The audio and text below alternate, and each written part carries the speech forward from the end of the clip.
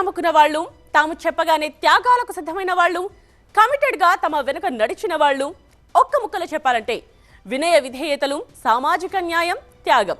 ఇది పెద్దల సభకు సభ్యుల ఎంపిక వెనుక తెలుగు రాష్ట్రాల్లో హైకమాండ్స్ పాటించిన సూత్రం. రాజకీయాల్లో 1+1=2 ఉండదు అనేది సాధారణంగా వినిపించే మాట.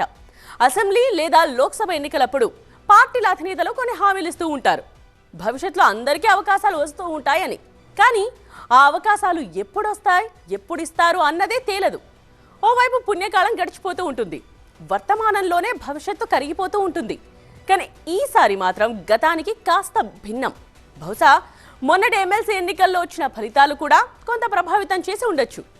కారణం ఏదైనా ఎమ్మెల్సీ టికెట్లు ఇచ్చే ముందు పార్టీ పట్ల వారికి ఉన్న కమిట్మెంట్ను చూశారు, గతంలో చేసిన త్యాగాన్ని గుర్తుపెట్టుకున్నారు, ఇచ్చిన హామీకి తగ్గట్టుగా అవకాశాలు ఇచ్చారు, అన్నిటికంటే ముఖ్యంగా సామాజిక న్యాయం పాటించారు.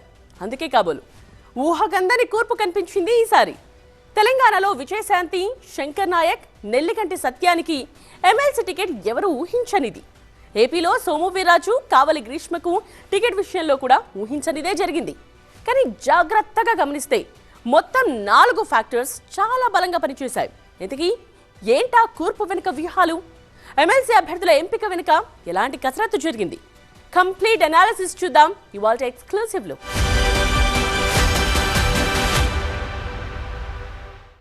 ఎమ్మెల్సీ అభ్యర్థుల జాబితాలో రాములమ్మ పేరు కనిపించడం నిజంగా ఆశ్చర్యపరిచింది. కాంగ్రెస్ పార్టీ శ్రేణులనే కాదు, యావత్ తెలంగాణ ప్రజలే ఆశ్చర్యపోయారు. ప్రస్తుతం అంత యాక్టివ్గా కనిపించని విజయశాంతికి అంత పెద్ద ఆఫర్ ఎలా ఇచ్చారా అని తెగ చర్చించుకుంటున్నారు. కాంగ్రెస్ నుండి ఎమ్మెల్సీ టికెట్ ఆశిస్తోన్న బీసీ కోటాలోని అభ్యర్థులు చాలా మందే ఉన్నారు. పైగా బీసీలకు 42% రాజకీయ రిజర్వేషన్స్ ఇస్తామని ప్రకటించిన వేళ ఖచ్చితంగా జాబితాలో బీసీ అభ్యర్థులు ఉంటారనే ఊహించారు. ఊహించినట్టే ఒక బీసీ అభ్యర్థికి కూడా టికెట్ ఇచ్చారు. కానీ ఆ అభ్యర్థి విజయశాంతి అవుతారని మాత్రం ఊహించలేదు. ఇప్పుడంటే పొలిటికల్గా అంత యాక్టివ్గా కనిపించకపోవచ్చు, కానీ బీజేపీ నుండి కాంగ్రెస్లో చేరిన తరువాత అసెంబ్లీ ఎన్నికల్లో గట్టిగానే ప్రచారం చేశారు. పార్టీని అధికారంలోకి తీసుకురావడానికి తన వంతు పాత్ర పోషించారు. తెలంగాణ అసెంబ్లీ ఎన్నికలప్పుడు బీజేపీకి రాష్ట్రంలో చాలా హైప్ కనిపించింది. అయినా సరే బీజేపీని వీడి కాంగ్రెస్ పార్టీలోకి వచ్చారు విజయశాంతి. టికెట్ ఇవ్వకపోయినా సరే పార్టీ కోసమే కష్టపడ్డారు. 2024లో జరిగిన లోక్సభ ఎన్నికల్లో మెదక్ ఎంపీ సీట్ విజయశాంతికి ఇస్తారని చర్చ బలంగా జరిగింది. అయినా సరే టికెట్ దక్కలేదు. ఆ తరువాత నుండే విజయశాంతి కాస్త సైలెంట్ అయ్యారు. అయితే విజయశాంతిని ఉన్నట్టుండి పెద్దల సభకు ఎంపిక చేయడం చాలా మందిని ఆశ్చర్యపరిచి ఉండొచ్చు, కానీ బ్యాక్గ్రౌండ్లో చాలా పెద్ద కథ జరిగిందంటున్నారు కాంగ్రెస్ నేతలు. విజయశాంతికి ఎమ్మెల్సీ టికెట్ ఇవ్వడం వెనుక 2-3 వర్షన్స్ వినిపిస్తున్నాయి. వర్షన్ నెంబర్ 1, కాంగ్రెస్ పార్టీలో చేరే ముందే టికెట్ హామీతో వచ్చారట విజయశాంతి. అప్పటి కాంగ్రెస్ వ్యవహారాల ఇన్ఛార్జ్ మాణిక్రావు ఠాక్రే విజయశాంతికి స్పష్టమైన హామీ ఇచ్చారని చెప్పుకుంటున్నారు. కానీ ఎమ్మెల్యే, ఎంపీ టికెట్ ఇవ్వకపోవడంతో ఎమ్మెల్సీ టికెట్ అయినా ఇవ్వాలంటూ ఢిల్లీ వెళ్లి ఏఐసీసీ నేతలను కలిశారని చెప్తున్నారు. మాణిక్రావు ఠాక్రే ద్వారా విషయం మల్లికార్జున ఖర్గేకి చేరింది. గతంలో తాను హామీ ఇచ్చాను కాబట్టి విజయశాంతికి న్యాయం చేయాల్సిందేనని ఖర్గే దగ్గర ఠాక్రే పట్టుబట్టడం వల్లే ఇప్పుడు ఈ ఎమ్మెల్సీ టికెట్ వచ్చిందని చెప్తున్నారు. రెండో వర్షన్ ఏంటంటే, తెలంగాణ కాంగ్రెస్ నేతలకు సంబంధం లేకుండానే నేరుగా ఏఐసీసీ చీఫ్ ఖర్గేనే కల్పించుకుని మరీ రాములమ్మను ఎంపిక చేసినట్టు చెప్తున్నారు. అసెంబ్లీ ఎన్నికలకు ముందు బీజేపీకి గుడ్ బై చెప్పి కాంగ్రెస్లో చేరింది మల్లికార్జున ఖర్గే సమక్షంలోనే. ఆ సమయంలోనే ఖర్గే స్వయంగా రాములమ్మకు హామీ ఇచ్చారని చెప్తున్నారు. అందులో భాగంగా వచ్చిందే ఈ ఎమ్మెల్సీ ఆఫర్. ఇందులో మూడో వర్షన్ కూడా ఉంది. తెలంగాణ కాంగ్రెస్ రాష్ట్ర వ్యవహారాల ఇన్ఛార్జ్ మీనాక్షి నటరాజన్ పార్టీకి కమిటెడ్గా ఉన్న వాళ్ల జాబితాను బయటకు తీస్తూ వస్తున్నారు. ఆ సందర్భంలోనే విజయశాంతి పేరు వినిపించడం, పార్టీలో ఎందుకని యాక్టివ్గా ఉండడం లేదో ఆరా తీయడం జరిగింది. కారణం ఏంటో తెలుసుకున్న మీనాక్షి నటరాజన్ విజయశాంతి పేరును ఎమ్మెల్సీ కోటాకు ప్రతిపాదించినట్టు పెద్ద చర్చ జరుగుతోంది. కారణం ఏదైనా విజయశాంతిని ఎమ్మెల్సీ వరించింది. దాదాపు 16 ఏళ్ల తరువాత చట్టసభలోకి అడుగు పెట్టబోతున్నారు రాములమ్మ. 2009లో తొలిసారి ఎంపీగా గెలిచినప్పుడే చట్టసభలోకి అడుగుపెట్టారు. అప్పటి నుండి ఇప్పటి వరకు ఆ అవకాశమే రాలేదు. 1998లోనే బీజేపీ ద్వారా రాజకీయ జీవితాన్ని ప్రారంభించిన విజయశాంతి తెలంగాణ రాష్ట్ర సాధనే లక్ష్యంగా 2005లో తల్లి తెలంగాణ పార్టీని స్థాపించారు. 4 ఏళ్ల తరువాత 2009లో ఒకప్పటి టీఆర్ఎస్ పార్టీలో తల్లి తెలంగాణ పార్టీని విలీనం చేశారు. అదే 2009లో మెదక్ లోక్సభ స్థానానికి పోటీ చేసి గెలిచారు. అప్పట్లో టీఆర్ఎస్ పార్టీలో దాదాపు నంబర్ 2 పొజిషన్లో చాలా యాక్టివ్గా కనిపించారు విజయశాంతి. కేసీఆర్ మీటింగ్లో, ప్రెస్ మీట్లో ఆయన పక్కనే రాములమ్మకు ఓ కుర్చీ ఉండేది. ఏమైందో కానీ పార్టీ వ్యతిరేక కార్యకలాపాల్లో పాల్గొంటున్నారు అంటూ 2013లో విజయశాంతిని టీఆర్ఎస్ నుండి సస్పెండ్ చేశారు. ఆ తరువాత 2014లో కాంగ్రెస్ పార్టీలో చేరారు. ఆ ఏడాది జరిగిన అసెంబ్లీ ఎన్నికల్లో మెదక్ టికెట్ ఇచ్చింది కాంగ్రెస్ పార్టీ. కానీ ఆ ఎన్నికల్లో ఓడిపోయారు. 2020 డిసెంబర్లో కాంగ్రెస్కు రాజీనామా చేసి బీజేపీలో చేరారు. అసెంబ్లీ ఎన్నికల ముందు వరకు అంటే 2023 నవంబర్ 15వ తేదీ వరకు బీజేపీలోనే ఉన్న విజయశాంతి తనకు పార్టీలో ప్రాధాన్యత ఇవ్వడం లేదంటూ కాంగ్రెస్లో చేరారు. కాంగ్రెస్లో చేరిన వెంటనే ఎన్నికల ప్రచార committee, planning committee chief coordinator, కన్వీనర్గా నియమించారు. మొత్తానికి రాములమ్మ తన సెకండ్ ఇన్నింగ్స్ మొదలు పెట్టబోతున్నారు. ఉద్యమకారులను మా రాష్ట్రంలో మేము బిచ్చగాళ్ళం కాదు, మా రాష్ట్రంలో మేము ఉద్యమకారులు. మా సోనియా గాంధీ గారు మా తెలంగాణ మాకు ఇచ్చింది కాబట్టి మా రాష్ట్రంలో మా ప్రభుత్వం వచ్చింది. ఆ వచ్చిన ప్రభుత్వంలో ఉద్యమకారులకి ఒక బాధ్యత ఇచ్చింది. ఆ బాధ్యత తగ్గట్టే మేము పనిచేస్తున్నాం. ఇక ఎవరు ఊహించని మరో ఎంపిక సోము వీర్రాజు. చివరి వరకు బీజేపీకి ఎమ్మెల్సీ టికెట్ ఇస్తారా లేదా అని చర్చే జరిగింది తప్ప అభ్యర్థుల గురించి ఎలాంటి టాక్ వినిపించలేదు. అలాంటిది బీజేపీకి ఒక ఎమ్మెల్సీ ఇవ్వడం, అది సోము వీర్రాజును వరించడం చకచకా జరిగిపోయింది. నిజానికి అసెంబ్లీ ఎన్నికలప్పుడే ఎమ్మెల్యే టికెట్ కోసం సోము వీర్రాజు చాలా ప్రయత్నాలు చేశారు. ఎందుకనో సోము వీర్రాజు పేరును కూటమి కన్సిడర్ చేయలేదు. అప్పట్లో ఏపీ పాలిటిక్స్లో ఒక పెద్ద చర్చ జరిగేది. TDP committed BJP, YCP committed BJP, neutral BJP అని 3 వర్గాలు ఉండేవని చెప్పుకునేవారు. అసెంబ్లీ ఎన్నికల్లో కూటమిలోని బీజేపీలో ఎవరెవరికి టికెట్లు ఇవ్వాలనేది ఈ 3 వర్గాలను బేస్ చేసుకునే ఇచ్చారనేది అప్పట్లో టాక్. అందులో భాగంగానే సోము వీర్రాజుకు టికెట్ ఇవ్వలేదని కూడా చెప్తూ ఉంటారు. సోము వీర్రాజుకు ఎమ్మెల్యే టికెట్ ఇవ్వలేకపోవచ్చు, కానీ పార్టీ పట్ల ఆయన కమిట్మెంట్ను మాత్రం ఎవ్వరూ క్వశ్చన్ చేయలేరు. 2014 నుండి 2019 వరకు ఎమ్మెల్సీగా పనిచేశారు. ఆంధ్రప్రదేశ్ బీజేపీ అధ్యక్షుడిగాను సేవలందించారు. పార్టీ గీత దాటి వెళ్లిన సందర్భాలే లేవు. అందుకే సోము వీర్రాజుకు అవకాశం ఇస్తూ స్వయంగా బీజేపీ హైకమాండే నిర్ణయం తీసుకుంది. బీజేపీకి ఒక ఎమ్మెల్సీ టికెట్ ఇస్తున్నట్టు ప్రకటించడం ఆలస్యం. ఆశావహులు పోటీపడ్డారు. సోము వీర్రాజుతో పాటు మాజీ ఎమ్మెల్సీ మాధవ్, తపనా చౌదరి, పాకా సత్యనారాయణ టికెట్ కోసం ఎవరి ప్రయత్నాలు వాళ్ళు చేశారు. రాష్ట్ర నాయకత్వం కూడా ఈ నలుగురిలో ఎవరికి టికెట్ ఇవ్వాలో తేల్చుకోలేకపోయింది. సోము వీర్రాజు, మాధవ్ ఆల్రెడీ ఎమ్మెల్సీలుగా చేశారు. తపనా చౌదరి ఎంపీ టికెట్ ఆశించినా రాలేదు. శెట్టి బలిజవర్గం నుండి పాకా సత్యనారాయణ తీవ్రంగా ప్రయత్నిస్తున్నారు. ఈ నేపథ్యంలో అధిష్టానమే నిర్ణయం తీసుకుంటుందని ఓ జాబితాను ఢిల్లీకి పంపించారు. ఆ జాబితాలో సోము వీర్రాజు కమిట్మెంట్కే ఓటు వేశారు. అసెంబ్లీ ఎన్నికలప్పుడే బీజేపీ నాయకత్వం సోము వీర్రాజుకు ఓ హామీ ఇచ్చిందట. ఇచ్చిన హామీని నిలబెట్టుకుంటూ ఇప్పుడు ఎమ్మెల్సీ టికెట్ ఇచ్చారు. ఈవేళ ఆంధ్ర రాష్ట్రం అభివృద్ధిలో ముందుకు వెడుతున్న సందర్భంలో అనేక విధాలుగా పారిశ్రామికంగా కానీ, సంక్షేమంలో కానీ, ఆర్థికంగా మెరుగుపరిచేటువంటి అనేక అంశాలలో ఈవేళ ప్రభుత్వం ముందుకు వెళ్తుంది. ప్రభుత్వంతో ఎమ్మెల్సీగా కలిసి పనిచేయడానికి నేను ఎంతో గర్వపడుతున్నాను. పెద్దల సభకు ఊహకందని ఎంపికలు జరిగాయన్నది నిజం. అదే సమయంలో సామాజిక న్యాయం పాటించడంలోనూ జాగ్రత్త పడ్డారు. తెలంగాణలో కానీ, ఏపీలో కానీ ఒక సమతూకం పాటించే అన్ని సమీకరణాలు లెక్కగట్టే టికెట్స్ ఇచ్చారు. తెలంగాణ కాంగ్రెస్ అయితే ఓసీల్లో ఒక్కరికైనా టికెట్ ఇవ్వాలనే ఓ సంప్రదాయాన్ని పక్కకు పెట్టి మరీ సామాజిక న్యాయం పాటించింది.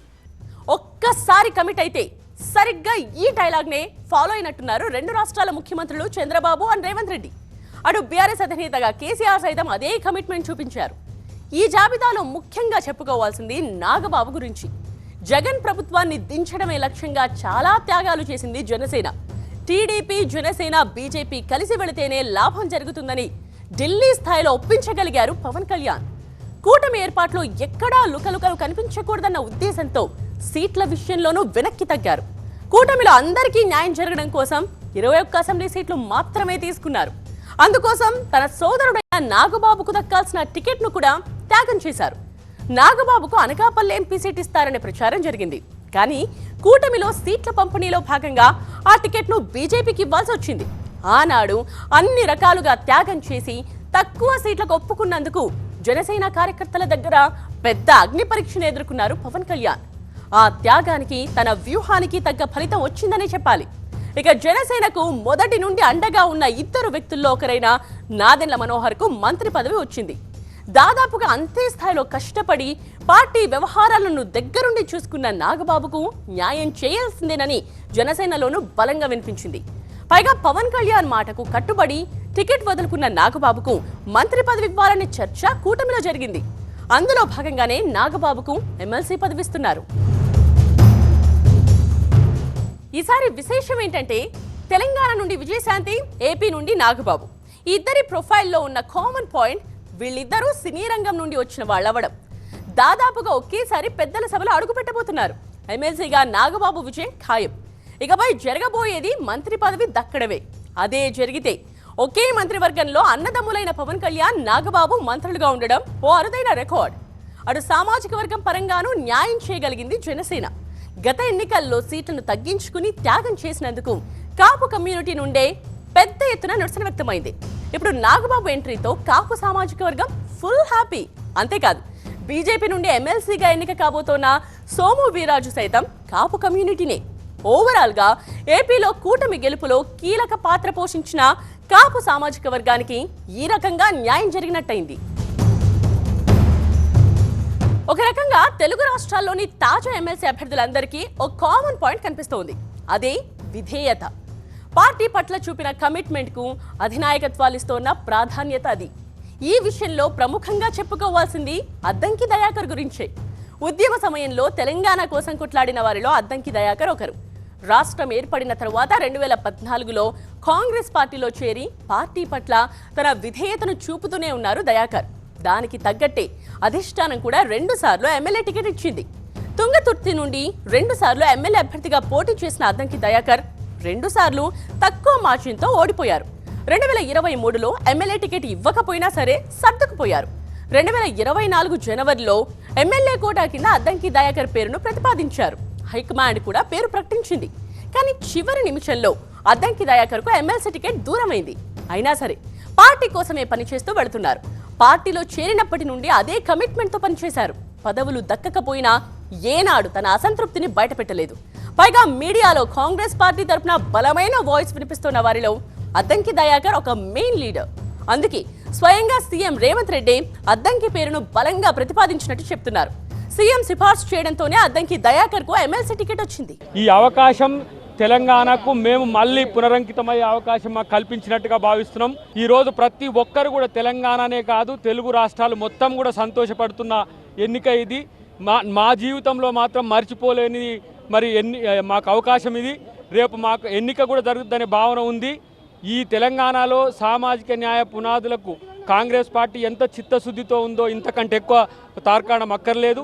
కాబట్టి మేము ఈరోజు తెలంగాణ ప్రభుత్వం చేసే అంశాలను ప్రజల సమస్యలను పరిష్కారానికి మా గొంతును వినియోగించిన ఇన్ని రోజులు మేమే ఇప్పుడు పరిష్కరించే దిశకు మాకు అవకాశం కల్పించిన కాంగ్రెస్ పార్టీకి ప్రత్యేక కృతజ్ఞతలు తెలియజేస్తూ, విధేయత విషయానికి వస్తే ఆ జాబితాలో చెప్పుకోవాల్సిన మరొక ప్రముఖ పేరు దాసోజు శ్రవణ్. ఈ పేరు వినిపించగానే మొదట హర్షం వ్యక్తం చేసింది ఉద్యమకారులే. నిజానికి కేసీఆర్ ప్రభుత్వం ఉన్నప్పుడు దాసోజు శ్రవణ్ కు ఎమ్మెల్సీ దక్కాల్సింది. గవర్నర్ కోటాలో ఎమ్మెల్సీ అభ్యర్థిగా శ్రవణ్ పేరును ప్రతిపాదిస్తూ రాజ్భవన్ కు ఫైల్ వెళ్ళింది. కొన్ని కారణాల వల్ల ఆ ఫైల్ ముందుకు వెళ్ళలేదు. మరోసారి మంత్రివర్గ సమావేశంలో తీర్మానం చేసి మరీ దాసోజు శ్రవణ్ పేరును గవర్నర్ కు పంపించారు. అయినా ఆ ఫైల్ కూడా ముందుకు వెళ్ళలేదు. ఈలోపు ప్రభుత్వం మారింది. ఓవైపు ప్రతిపక్షంలో ఉన్నా సరే పార్టీపై కమిట్మెంట్ తో బలమైన వాయిస్ వినిపిస్తున్నారు దాసోజు శ్రవణ్. ఉన్నత విద్యావంతుడు, ఉద్యమ నాయకుడు, అందులోనూ బీసీ నేత, అంతకు మించి పార్టీకి విధేయుడు. ఈ 4 క్వాలిఫికేషన్స్ కారణంగానే ఎమ్మెల్సీ అభ్యర్థిగా సెలెక్ట్ చేసింది బీఆర్ఎస్ అధిష్టానం.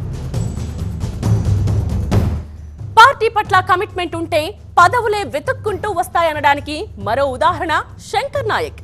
ఎమ్మెల్సీ ప్రకటించేంత వరకు రాష్ట్రంలోని అన్ని ప్రాంతాల వారికి పెద్దగా పరిచయం లేని పేరిది. కానీ కాంగ్రెస్ పార్టీకి వీర విధేయ కార్యకర్త ఈ శంకర్ నాయక్. 1998లో దామెరచర్ల మండల కాంగ్రెస్ అధ్యక్షుడిగా, 2001, 2014లో జెడ్పీటీసీ సభ్యుడిగా, 2006లో మండల పరిషత్ అధ్యక్షుడిగా, 2011లో బ్లాక్ కాంగ్రెస్ అధ్యక్షుడిగా, 2016లో మిర్యాలగూడ సిటీ కాంగ్రెస్ అధ్యక్షుడిగా, 2019 నుండి నల్గొండ డీసీసీ అధ్యక్షుడిగా పనిచేస్తున్నారు. ఇక్కడ మరో విశేషం కూడా ఉంది. నల్గొండ జిల్లా నుండి ఈసారి ఏకంగా 4 లీడర్స్ పెద్దల సభకు వెళుతున్నారు. ఇందాక చెప్పుకున్నట్టు కాంగ్రెస్ నుండి అద్దంకి దయాకర్, శంకర్ నాయక్, బీఆర్ఎస్ నుంచి దాసోజు శ్రవణ్, ఈ ముగ్గురు నల్గొండ జిల్లా వాసులే. వీరికి తోడు సిపిఐ తరఫున ఎమ్మెల్సీగా ఎన్నిక కాబోతోన్న నెల్లికంటి సత్యం సైతం నల్గొండ జిల్లానే. అనుకోకుండా జరిగిందా, కావాలని నల్గొండ జిల్లాకు రాజకీయంగా న్యాయం చేద్దాం అనుకున్నారా అనేది తెలియదు. కానీ పెద్దల సభలో ఒకేసారి 4 అడుగు పెట్టడం గతంలో ఎప్పుడూ జరగలేదు. ఇక్కడ సిపిఐ కూడా నల్గొండ జిల్లా లీడర్ నెల్లికంటి సత్యాన్ని శాసన మండలికి పంపుతోంది. గతంలో నెల్లికంటి సత్యానికి మునుగోడు టికెట్ ఆఫర్ చేయాల్సి ఉంది. కానీ కొన్ని కారణాల రీత్యా కుదరలేదు. పైగా అసెంబ్లీ ఎన్నికలప్పుడే కాంగ్రెస్ సిపిఐ మధ్య ఓ ఒప్పందం జరిగింది. ఒక ఎమ్మెల్యే 2 ఎమ్మెల్సీ స్థానాలు ఇస్తామనేది సిపిఐకి కాంగ్రెస్ పార్టీ ఇచ్చిన హామీ. పొత్తు ధర్మంలో భాగంగా ఇప్పుడు ఎమ్మెల్సీ ఇస్తున్నారు. పైగా త్వరలోనే స్థానిక సంస్థల ఎన్నికలు జరగబోతున్నాయి. సో సిపిఐతో ఎలాంటి పొరపక్షాలు ఉండకూడదన్న ఉద్దేశంతో ఎమ్మెల్సీ టికెట్ ఇచ్చింది. కమ్యూనిస్ట్ పార్టీ ఉద్యమంలో ఈ పదవులు వస్తాయని ఆశించి అన్నట్టు కూడా లేవు. ప్రజా సమస్యల పరిష్కారం, పార్టీ ఉద్యమం కోసం పార్టీలో పనిచేస్తా ఉన్నాం. ఆ తరుణంలోనే ఒక అవకాశం ఎమ్మెల్సీగా పార్టీ ఇవ్వడం జరిగింది. దాన్ని కాంగ్రెస్ పార్టీ కూడా కేటాయించడంతో ఆ రకంగా ఉన్నది. జనరల్గా మా పార్టీ అంతా కూడా ఐక్యంగానే అభ్యర్థిని ప్రకటించడం జరిగింది. కొద్దిగా అభిప్రాయాలు ఉన్నా కూడా మరి పార్టీ కొత్త తరానికి ఇవ్వాలనేటువంటి అభిప్రాయంతో ఇవ్వడం జరిగింది. మరి ప్రత్యేకంగా అందరికీ కూడా రాష్ట్ర పార్టీ నాయకత్వానికి మరొకసారి నేను అభినందన తెలియజేస్తాను. ఏపీలో టీడీపీ కూడా పార్టీ పట్ల విధేయతతో పాటు సామాజిక న్యాయం పాటించింది. 2 బీసీలకు, ఒక ఎస్సీకి అవకాశం ఇచ్చింది టీడీపీ అధిష్టానం. ఆస్ట్రేలియాలో చదువుకున్న కావలి గ్రీష్మ తల్లి ప్రతిభా భారతి వారసురాలిగా రాజకీయాల్లోకి అడుగుపెట్టారు.